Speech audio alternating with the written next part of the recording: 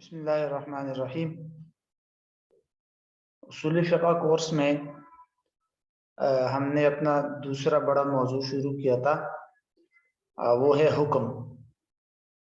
حکم کے اندر ہم نے 4 باتیں دیکھنی تھی۔ پہلی بات حکم کی اقسام اور اس کی تفصیلات، دوسری بات حاکم سے متعلق کچھ بنیادی باتیں، اور آج تیسری بات ہے محکوم فی سے متعلق چند اہم باتیں، اور اس کے بعد پھر آخری بات یا آخری پوائنٹ آئے گا محکوم علیہ سے متعلق کچھ تفصیلات۔ محکوم فی کی تفصیلات کو سمجھنے کے لیے 3 باتیں آپ ذہن میں رکھ لیجئے تو یہ کافی ہے۔ محکوم فی کا تعارف، نمبر 2 پہ محکوم فی کی شرائط، اس کو صحت تکلیف کی شرائط بھی کہتے ہیں، اور نمبر 3 ہے محکوم فی کی مختلف حیثیتیں، اور یہ 4 حیثیتیں ہیں اس کی، یہ سامنے آئیں گی۔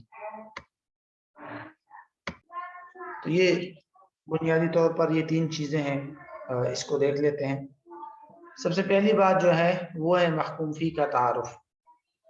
محکوم فی کو بعض علماء نے محکوم بھی لکھا ہے، دوسرا نام اس کا محکوم بھی ہے، محکوم بھی، اور بعض علماء نے اس کو مأمور بھی لکھا ہے، مأمور بھی۔ محکوم فی، محکوم بھی اور مأمور بھی، یہ تقریباً ایک ہی نام ہے سارے۔ اس کا یعنی اس کی تعریف جو کرتے ہیں علماء وہ یوں کرتے ہیں کہ محکوم فی کا کیا مطلب ہے؟ هو فعل المکلف الذي تعلق به خطاب الشارع، هو فعل المکلف الذي تعلق به خطاب الشارع، یعنی مکلفین یعنی انسانوں کے اندر جو مکلف انسان ہیں ان کے وہ افعال جن کے ساتھ شارع کا خطاب متعلق ہوتا ہے، شارع کا خطاب جن کے ساتھ متعلق ہوتا ہے۔ شارع کا مطلب یعنی اللہ تعالیٰ کی ذات، اور اللہ تعالیٰ کی ذات جب کوئی حکم کرتی ہے، خطاب جس کو ہم کہتے ہیں، تو وہ حکم کا تعلق ہمارے انسانوں کے جن افعال کے ساتھ اس حکم کا تعلق ہوگا تو ان افعال کو کیا کہتے ہیں؟ محکوم فی۔ ایک مثال سمجھ لیجئے، قرآن مجید میں آیا ہے اقم الصلاۃ لدلوک الشمس، ٹھیک ہے جی۔ اب یہ خطاب شارع ہے، اللہ تعالیٰ کا خطاب ہے، اس کا تعلق فعل مکلف کے ساتھ ہے۔ وہ فعل مکلف کیا ہے؟ نماز کی ادائیگی، تو نماز کی ادائیگی یہ محکوم فی ہے۔ نماز کی ادائیگی جو کہ ہمارا فعل ہوگا وہ کیا ہے؟ محکوم فی ہے۔ قرآن مجید میں ہے وآتوا الزکوٰۃ، اب یہ خطاب شارع ہے، اس کا تعلق بندوں کے ایک فعل کے ساتھ ہے، وہ ہے زکوٰۃ کی ادائیگی، تو زکوٰۃ کی ادائیگی کا جو فعل ہے وہ ہے محکوم فی۔ ہاں اس فعل کے اندر وہ جو اثر ہوتا ہے وہ پھر مختلف ہوتا ہے نا، کبھی یہ اثر وجوبی ہوتا ہے تو فعل واجب ہوتا ہے، کبھی یہ اثر جو ہے وہ حرمت کا ہوتا ہے تو فعل کرنا حرام ہوتا ہے۔ تو بہرحال اللہ تعالیٰ کا یعنی وہ خطاب یا اللہ تعالیٰ کا خطاب جس انسان کے جس فعل کے ساتھ متعلق ہو اس فعل کو کیا کہتے ہیں؟ محکوم فی، ٹھیک ہے۔ اور بعض علماء اس کے بارے میں یہ بھی کہتے ہیں محل الخطاب، المحکوم فی ہوا محل الخطاب، اس طرح بھی کہتے ہیں خطاب کا محل جہاں جا کے خطاب کیا ہوتا ہے؟ اپلائی ہوتا ہے، جس مقام میں جس جگہ میں۔ تو یہ ہے بنیادی طور پر محکوم فی کا تعارف۔ محکوم فی کے بارے میں دوسری بات جو ہے وہ ہے محکوم فی کی شرائط۔ آپ اس کو آسانی کے لیے یوں بھی کہہ سکتے ہیں صحت تکلیف کی شرائط۔ کیا مطلب ہے اس کا؟ مطلب اس کا یہ ہے کہ ہمارے جو افعال ہیں نا، نماز کی ادائیگی ہے، زکوٰۃ کی ادائیگی ہے، زنا سے بچنے کا حکم ہے، ٹھیک ہے، یہ جو ہمارے افعال ہے یہ افعال ہمارے اوپر لازم تب ہوتے ہیں یا ہمارے اوپر یہ حرام تب ہوتے ہیں. آسان الفاظ میں ہمارے اوپر ان افعال کا کرنا یا نہ کرنا تب لازم ہوتا ہے جب چند شرائط پائی جائے. وہ شرائط اگر موجود ہو تو پھر ایسی صورت میں تب انسان پر محکوم فی یعنی کہ وہ جو افعال ہے وہ لازم ہو جاتے ہیں اس پر عمل. لیکن اگر وہ شرائط موجود نہ ہو تو پھر ایسی صورت میں انسان پر وہ افعال یا محکوم فی جو ہے وہ لازم نہیں ہوتا. عمومی طور پر علماء مختلف قسم کے شرائط بتاتے ہیں لیکن 4 مشہور شرائط ہے اس کو آپ نے دیکھ لینا ہے. 4 شرائط. پہلی شرط ہے علم. پہلی شرط کیا ہے؟ علم. کیا مطلب ہے اس کا؟ ان یکون الفعل معلوما للمکلف، یعنی ہمارے اوپر یا مکلفین پر جو فعل لازم ہو چکا ہے وہ لازم تب ہوگا کہ جب وہ معلوم ہو ہمیں. جب وہ کیا ہو؟ معلوم ہو. معلوم ہو کا مطلب یہ ہے کہ بھئی افعال کے بارے میں ہمیں معلوم ہے کہ نماز فرض ہے، زکوٰۃ فرض ہے، حج فرض ہے، شراب سے بچنا فرض ہے، زنا سے بچنا فرض ہے، اور اسی طرح فلاں کام ضروری ہے، فلاں کام حرام ہے. یہ علم ہوگا تو تب ہمارے اوپر اس چیز کا عمل ضروری ہے. اگر کسی شخص کو یہ علم ہی نہیں ہے کہ نماز فرض ہے تو اس پر تکلیف کی شرط اپلائی نہیں ہوگی اور اس پر سمجھ لیجئے کہ اس سے سوال نہیں ہوگا. اب یہ تو علم کی بات ہے لیکن یہاں علم کو سمجھنا ضروری ہے. دیکھیے علم کی 2 قسمیں ہوتی ہے. ایک کو کہتے ہیں علم بالفعل. علم بالفعل کا مطلب یہ ہے کہ مجھے ابھی معلوم ہے کہ نماز فرض ہے، زکوٰۃ فرض ہے، اس کو کہتے ہیں علم بالفعل. اور دوسری قسم ہے اس کو کہتے ہیں علم بالقوہ. علم بالقوہ کا مطلب یہ ہوتا ہے کہ مجھے معلوم نہیں ہے کہ نماز فرض ہے، مجھے معلوم نہیں ہے کہ زکوٰۃ فرض ہے، لیکن میری قدرت میں، میرے اختیار میں یہ ہے کہ میں آسانی سے معلوم کر سکتا ہوں کہ اللہ تعالیٰ نے کون سی چیزیں فرض کی ہے اور کون سی حرام کی ہے. ٹھیک ہے؟ قدرت اور طاقت میں ہے میرے، تو اس کو کہتے ہیں علم بالقوہ. تو دونوں میں سے کوئی ایک علم ہو تو بھی کافی ہے. علم بالفعل ہے تو بھی انسان پر اس چیز کا عمل لازم ہو جاتا ہے، اور علم بالقوہ ہے تو بھی انسان کے لیے اس فعل کا کرنا کیا ہو جاتا ہے؟ لازم ہو جاتا ہے. یہی وجہ ہے کہ فقہا فرماتے ہیں کہ جو انسان دارالاسلام میں رہ رہا ہو، مسلمانوں کی ملک میں رہ رہا ہو، اس کے لیے جہالت بالاحکام عذر نہیں ہے. یعنی وہ یہ عذر پیش نہیں کر سکتا کہ مجھے پتہ نہیں تھا کہ زکوٰۃ فرض ہے، مجھے پتہ نہیں تھا کہ نماز فرض ہے اس لیے میں نے نماز نہیں پڑھی. نہیں، وہ یہ عذر پیش نہیں کر سکتا کیونکہ دارالاسلام میں رہ رہے ہو، آس پاس آپ کے مسلمان ہیں، آپ کو پتہ نہیں تھا تو علم نہیں تھا تو علم بالقوہ تو تھا، آپ کو قدرت اور اختیار تو تھا کہ آپ علماء سے پوچھتے، آپ عام لوگوں سے پوچھتے، تو اس لیے آپ کے لیے یہ عذر نہیں ہے کیونکہ علم بالقوہ اس کو حاصل ہے. یہی وجہ ہے نا فقہاء ایک قاعدہ فقہیہ ذکر کرتے ہیں. کیا ہے وہ؟ کہ لا يقبل فی دار الاسلام عذر الجہل. ٹھیک ہے؟ لا يقبل فی دار الاسلام عذر الجہل، کہ بھئی دار اسلام میں جہل کا عذر قبول نہیں کیا جائے گا. ہاں، ایک شخص دار الحرب میں ہے، اس کو وسائل میسر نہیں ہیں، ایسے علاقے میں ہے جہاں اس وقت سارے کفار ہیں اور اس کو اللہ تعالیٰ کے احکامات کا پتہ نہیں ہے، تو تب پھر اس سے ان کو جس چیز کا علم نہیں ہے اس کا سوال اس سے نہیں ہوگا. پھر صاف سی وجہ ہے اس کی کہ اس کے لیے جو ہے وہ علم بالقوہ بھی نہیں ہے اس کو. ہاں، اگر وہ دارالاسلام میں ہے، دارالحرب میں ہے، لیکن پھر بھی اس کے لیے آسان ہے، جیسے آج کل کے حالات ہے.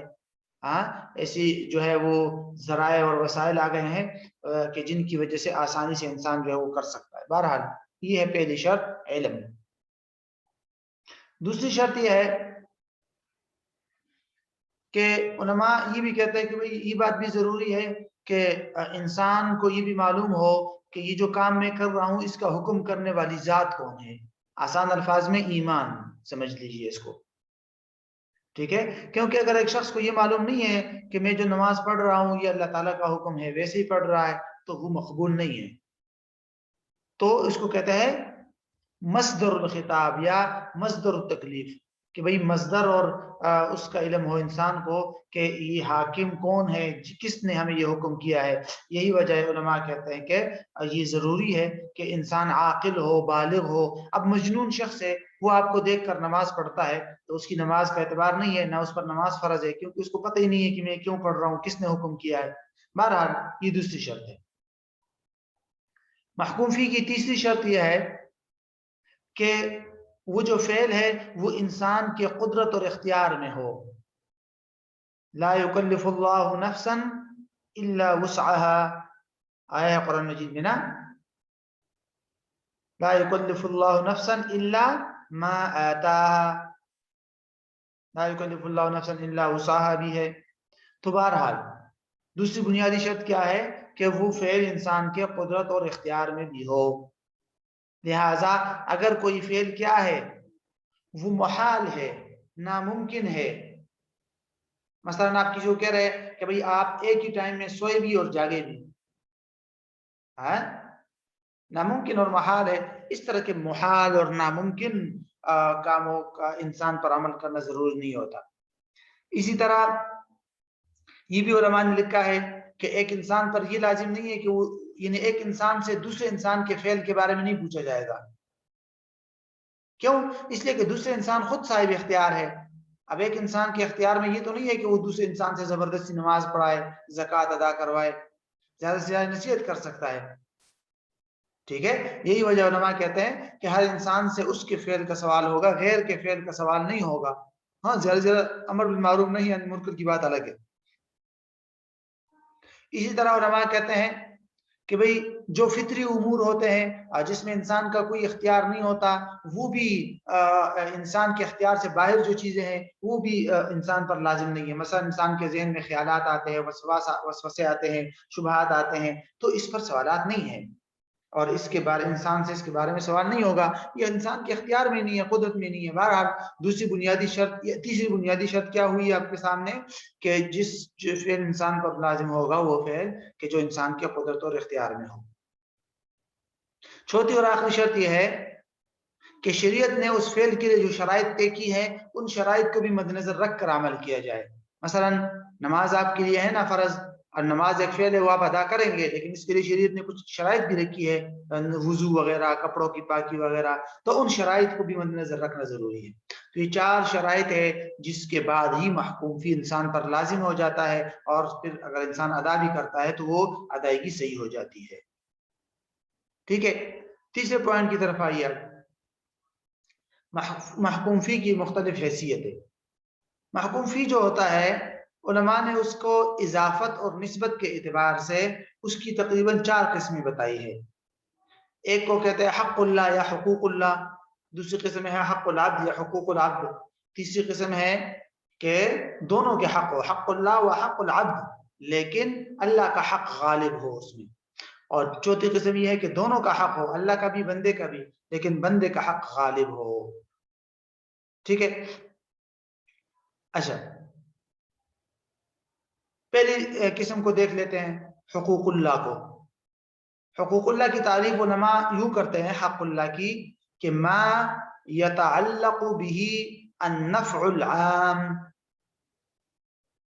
یا مصلحت العامہ، ما يتعلق به النفع العام او المصلحت العامہ، یعنی وہ احکامات جس کے ساتھ عوام کی مصلحت کا تعلق ہو. عوام کی مصلحت کے لیے یعنی کسی خاص فرد کا فائدہ، کسی خاص فرد کی مصلحت اس میں بند نہ ہو، بلکہ عام اللہ تعالیٰ نے حکم کیا اور اس حکم میں عام عوام کے لیے نفع ہے اور مصلحت ہے. ٹھیک ہے، اور یہ اس کو کہتے ہیں حق اللہ. اب یہ جو اس طرح کے اللہ تعالیٰ کے احکامات ہوں گے اس میں انسانوں کا کوئی بھی وہ نہیں ہو سکتا. ایک انسان اس پر صلح نہیں کر سکتا، اس کو معاف نہیں کر سکتا، اس کو ساخط نہیں کر سکتا، وغیرہ وغیرہ. یہ بہت ساری ہے. مثال کے طور پر عبادات ہے، ٹھیک ہے. اسی طرح علماء اس کو عمومی طور پر 8 قسموں میں تقسیم کرتے ہیں. کچھ وہ عبادات ہے جس میں مؤونت اور برداری اور مشقت نہیں ہے جیسے کہ نماز وغیرہ. کچھ نمبر 2 پہ وہ عبادات ہیں جس میں مؤونت بھی ہے جیسے صدقہ فطر. نمبر 3 پہ وہ مؤونت جس میں عبادت ہے جیسے عشر. نمبر 4 پہ پھر وہ مؤونت جس میں سزا ہے جیسے ٹیکس وغیرہ خراج وغیرہ. نمبر 5 پہ وہ کہتے ہیں کہ بھئی عقوبات کاملہ جیسے حد زنا، شراب کی سزا، چوری کی سزا، تعزیرات وغیرہ. نمبر 6 پہ کہتے ہیں کہ بھئی عقوبات قاصرہ جیسے قاتل جو ہے وہ مقتول کے میراث سے محروم ہو جاتا ہے. ٹھیک ہے. اور اسی طرح نمبر 7 پہ وہ ہوتا ہے جو بھئی ایسے افعال جو ایک جہت سے عقوبت اور سزا ہے اور دوسری جہت سے عبادت ہے جیسے کفارات ہوتے ہیں. مثلا روزے قسم کا کفارہ 3 روزے رکھ رہا ہے تو یہ عبادت بھی ہے اور سزا بھی ہے. اور 8ویں قسم وہ ہے کہ جو بذات خود یعنی قائم بنفسی ہی ہے جیسے کہ مثلا خمس ادا کرنا وغیرہ وغیرہ. تو بہرحال یہ حقوق اللہ ہے سارے. نمبر 2 پہ ہے حق العبد یا حقوق العبد. حق العبد کا مطلب کیا ہوتا ہے؟ اس کا مطلب ہوتا ہے کہ هو ما يتعلق به الحق الخالص للعباد. ٹھیک ہے. ما يتعلق به الحق الخالص للعباد یعنی خاص بندے کا حق کے ساتھ اس کا تعلق ہو اور عام عوام کی نفع اس کے ساتھ متعلق نہ ہو. ایک فرد کا یا کچھ افراد کا فائدہ اور نفع اس کے ساتھ متعلق ہے. ایسے احکامات یا وہ افعال شریعت نے کسی حکم دیا اور اس حکم کا تعلق ایسے افعال کے ساتھ ہے جن افعال میں فائدہ ہے لیکن کچھ لوگوں کے لیے. مثال کے طور پر زید کا مال ہے اس کو تلف کرنا جائز نہیں ہے، اس کو خراب کرنا، اس کو چوری کرنا جائز نہیں ہے. خیر چوری تو الگ میں آئے گا لیکن اس کو تلف کرنا جائز نہیں ہے ورنہ تو بدل لازم ہوگا اس کا. ٹھیک ہے. شفع کا حق ہو گیا، خرید و فروخت میں مبیع کی ملکیت اور ثمن کی ملکیت وغیرہ یہ نا حقوق مالیہ وغیرہ جو ہوتے ہیں. ٹھیک ہے. تو وہ ساری کے ساری اس میں آ جائے گی بندوں کے جو حقوق ہوتے ہیں. تیسری قسم ہے کہ دونوں کا حق ہو یعنی مجتمع فیہ الحقان وحق اللہ غالب فیہ. ٹھیک ہے. یعنی بندے کا وہ فعل جس کے ساتھ اللہ تعالیٰ کا حکم متعلق ہو اور اس فعل میں بندے کا حق بھی ہے اور اللہ کا حق بھی ہے لیکن اللہ کا حق اس میں غالب ہے. اللہ کا حق کا کیا مطلب تھا وہ میں نے آپ کو نمبر 1 میں بتا دیا. یعنی جس کے ساتھ عام عوام کا نفع متعلق ہو، عام عوام کے نفع کی خاطر اللہ تعالیٰ نے وہ حکم دیا ہے. مثال کے طور پر حد قذف، حنفی اس کی مثال دیتے ہیں نا. حد قذف تہمت کی جو سزا ہوتی ہے. ایک انسان ہے وہ کسی پر تہمت لگاتا ہے تو اور پھر ثابت نہیں کر پاتا تو تہمت کی جو سزا ہے اس میں 2 حق جمع ہے. بندے کا حق بھی ہے کہ بھئی جس انسان پر آپ نے تہمت لگائی ہے اس کی عزت آپ نے خراب کر دی، لوگوں کے سامنے اس کو بے عزت کر دیا اور تو یہ اس کا یہ حق بنتا ہے کہ آپ کو سزا دی جائے. تو یہ ہے بندے کا حق. اس میں اللہ کا بھی حق ہے. کیسے اللہ کا حق ہے کہ اللہ نے یہ جو حد قذف کا حکم دیا ہے اس کا اصل مقصد یہ ہے کہ معاشرے کو فسادات سے بچایا جائے، لوگوں کی زبانوں کو حفاظت حاصل ہو، لوگوں کی عزت اور آبرو محفوظ رہے. ٹھیک ہے. تو عام عوام کی نفع کی خاطر بھی اللہ تعالیٰ نے یہ حکم دیا ہے. اب یہاں دونوں احکام کا جب موازنہ ہوتا ہے دونوں حقوق کا تو اللہ کا حق جو ہے یعنی عام عوام کا نفع اس میں زیادہ قوی ہے. اس لیے علماء کہتے ہیں کہ یہ حق اللہ ہے. یہی تو وجہ ہے کہ اس کو بندہ معاف نہیں کر سکتا. ایک مرتبہ معاملہ عدالت چلے گیا قاضی کے پاس تو پھر حقوق اللہ کو تو انسان معاف نہیں کر سکتا نا. تو جس پر تہمت لگی ہے وہ معاف بھی کرے تو نہیں کر سکتا. یہ حنفیہ کی رائے ہے. ہاں دیگر ائمہ جو ہے وہ حد قذف اور تہمت کی حد کو وہ خالص بندے کا حق سمجھتے ہیں. چوتھی قسم کی طرف آئیے. محکوم فی کی چوتھی قسم ہے کہ مجتمع فیہ الحقان وحق العبد غالب، کہ وہ افعال جس میں دونوں قسم کے حقوق جمع ہو جائے اللہ اور بندے کا لیکن بندے کا حق اس میں غالب ہو. مثال کے طور پر قصاص کو دیکھ لیجئے. اب قصاص میں اللہ کا حق بھی ہے بندے کا حق بھی ہے. اللہ کا حق کیسے ہے کہ اللہ تعالیٰ نے قصاص کا حکم اس لیے دیا ہے تاکہ معاشرہ فسادات سے محفوظ رہے، لوگ قتل و غارت گیری سے محفوظ رہے. تو اس میں عام عوام کا نفع ہے، تو جو حکم عام عوام کے نفع کے لیے ہو، کسی خاص فرد کے نفع کے لیے نہ ہو، وہ حکم حقوق اللہ ہوتے ہیں، اللہ تعالیٰ کے جو احکام ہوتے ہیں ان کو حق اللہ کہتے ہیں، میں نے آپ کو پہلے بھی بتایا تھا، ٹھیک ہے، وہ احکام جو اللہ تعالیٰ نے عام عوام کی مصلحت کے لیے دیے ہیں۔ لیکن دوسری طرف ہم دیکھتے ہیں تو مقتول کے ورثاء کا بھی حق ہے اس میں، خاص کر کہ بھئی اگر قصاص دیا جائے گا تو ان کا کیا ہو جائے گا، ان کے دلوں کو ٹھنڈک پہنچ جائے گی، اور ان کے جو مقتول تھا وہ اولیاء کو انتقام مل جائے گا، ٹھیک ہے۔ تو لیکن علماء کہتے ہیں یہاں پر اس میں بندے کا حق زیادہ غالب ہے، قوی ہے، اس میں پھر باریکیاں ہے کیسے قوی ہے کیسے نہیں ہے، لیکن وہ الگ بڑی تفصیلی کتابوں میں ہے، لیکن یہ ہے کہ قوی ہے چونکہ بندے کا حق، اس لیے اس کو اس میں معافی بھی ہو سکتی ہے، بندہ اگر معاف کرتا ہے قصاص تو کر سکتا ہے، دیت وغیرہ لینا چاہے تو لے سکتا ہے۔ تو خلاصہ یہ ہوا کہ ان میں جو نمبر 1 ہے نا حقوق اللہ، یہ انسان کے اختیار میں نہیں ہوتا، انسان ان کو معاف نہیں کر سکتا، ان کو ساقط نہیں کر سکتا وغیرہ وغیرہ۔ حقوق العبد جس بندے کا حق ہو وہ اس کو معاف بھی کر سکتا ہے، اس کو ساقط بھی کر سکتا ہے، دونوں کے حق ہو اور اللہ کا حق غالب ہو، اس میں بھی انسان کے اختیار نہیں ہے۔ جیسے تہمت کی جو سزا ہوتی ہے وہ پھر ایک مرتبہ معاملہ عدالت جائے گا تو پھر ضرور حد لگے گی، پھر بچ نہیں سکتا انسان۔ اور جو چوتھی قسم ہے اس میں بندہ معاف کر سکتا ہے، اس میں بندے کو بھی اختیار ہے کیونکہ وہ اس میں بندے کا حق زیادہ غالب ہے۔ تو یہ خلاصہ ہے محکوم فی سے متعلق۔ آگے یہ محکوم علیہ ہے، اس کو اگلی کلاس میں دیکھیں گے انشاءاللہ، ایک کلاس میں اس کو ختم کریں گے، اس میں بڑے اہم مباحث آتی ہے، محکوم علیہ کا تعارف ہوگا، شرائط، پھر اہلیت کس کو کہتے ہیں، اہلیت کی کئی قسمیں ہیں، آپ نے دیکھا ہوگا، اہلیت وجوب، اہلیت ادا کامل، اہلیت کاملہ، اہلیت ناقصہ، پھر اہلیت کے عوارض کا تعارف کیا کیا ہے، عوارض کا کیا مطلب ہوتا ہے، پھر عوارض کی قسمیں ہوتی ہے، سماوی یا قدرتی عوارض یہ ہے، کسبی عوارض جو ہے وہ یہ ہے، ہر ہر ہر عارض کے اندر بھی کچھ تفصیلات ہیں، وہ انشاءاللہ پھر اس کو انشاءاللہ اگلی کلاس میں دیکھیں۔